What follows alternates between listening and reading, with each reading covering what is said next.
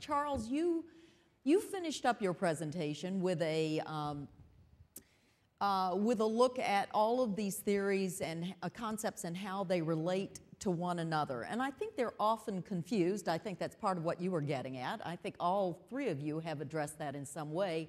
So I want to give John and Rich an opportunity to say, yes, Charles got the relationship between these ideas right or wrong, and how you see their relationship. Rich, why don't you start? Yes. He got it right? He got it right? Yes, he got it right. But I think we all take different angles or slices at the problem. I did a little video for you. I don't know if you got to see it in the interim. And I said how much you inspire me, and even before meeting you, and the same thing with John, because we all look at things a different way, but have the same kind of idea. And I was thinking about, when I used to play music. It's the same thing that inspired me when I played music. I looked forward to playing with people. I played guitar, and, the better they were, the better they made me. And I think the same thing with both of your guys' work. And Charles, in particular, I like the way you drill down into actual cities.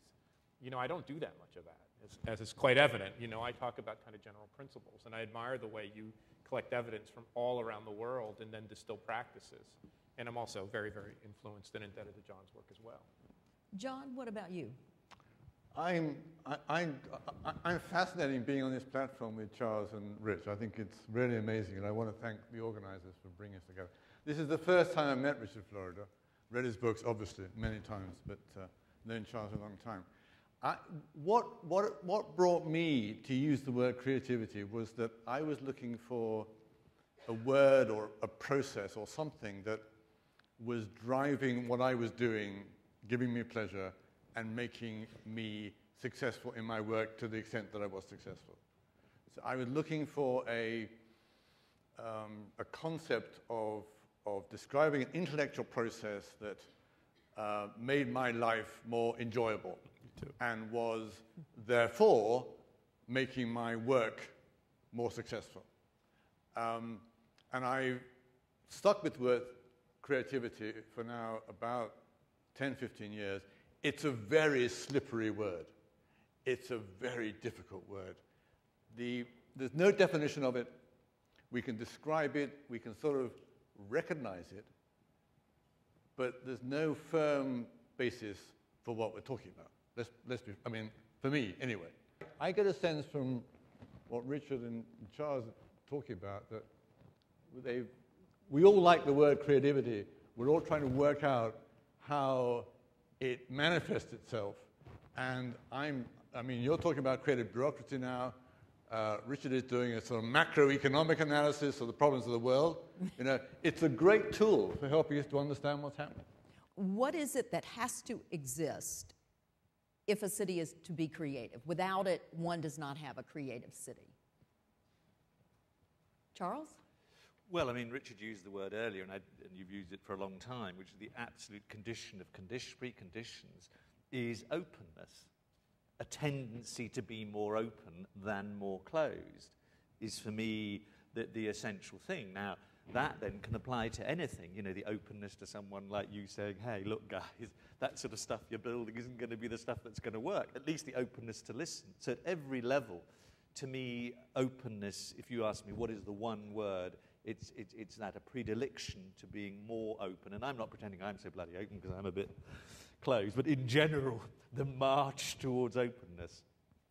Openness, absolutely. Charles said it, curiosity. I asked Mihaly Csikszentmihalyi, the greatest psychologist of creativity and flow ever, and he said what you said.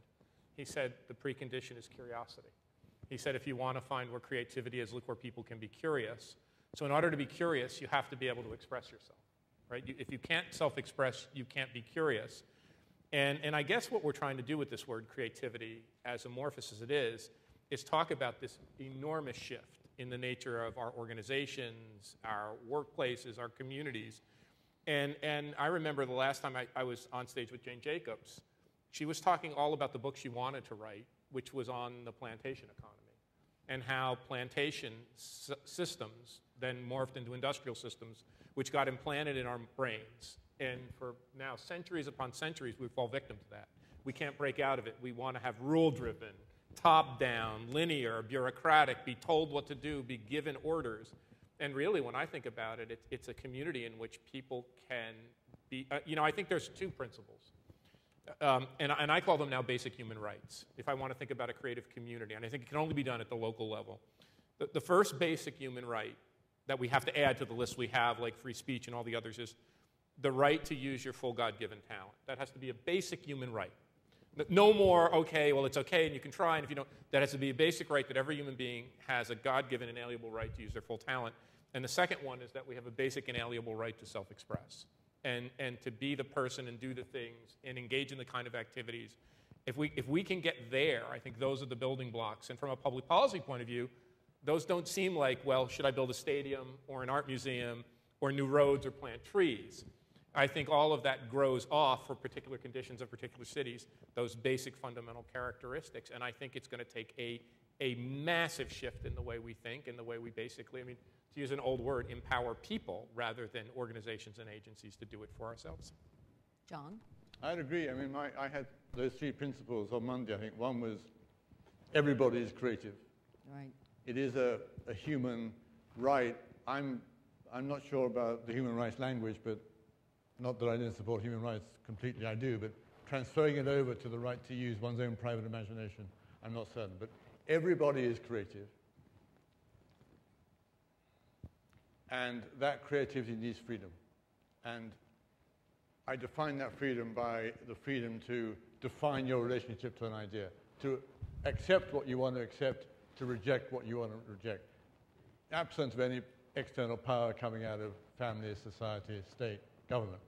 And in terms of what cities should do, I got a bit of a laugh, and Charles got a better laugh when we both said that what politicians love to do is to finance and construct buildings. And what they hate to do is to give any bright person a bit of money to run the building. He's nailed it. And that is the same in every city. The politicians have this problem in recognizing what they should be doing. And so the answer is, please invest in people. When we asked that Gallup survey, what came back time and time again is what appeals to me about a city isn't the big building, it isn't, the new mega project, it isn't even the school system. Oh, those are all important, or the policing.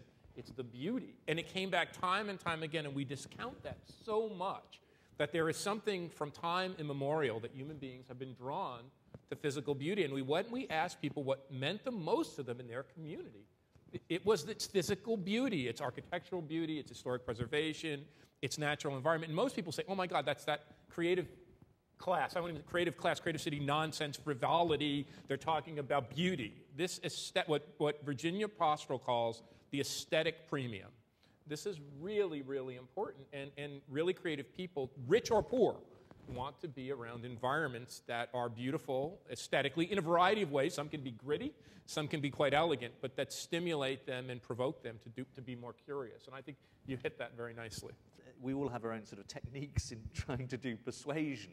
And one of mine is sort of slightly try and shock people, I suppose. So one of the things I did recently in Calgary is that they were building, I said, how much asphalt are you building? 23 kilometers, 672 meters. And I said, actually, the project you've just asked me to be a bit involved in actually only cost 272 meters of asphalt. What would you prefer? A place that works in the heart of your city, or another bit of 200 meters of asphalt endlessness? Because what I'm back to is this dull point. Many of the things we need to do are dull and boring. They're about changing the way a budget is seen. The heading of the budget, liberating an element of the budget which might be called the experimentation bit and stuff like that.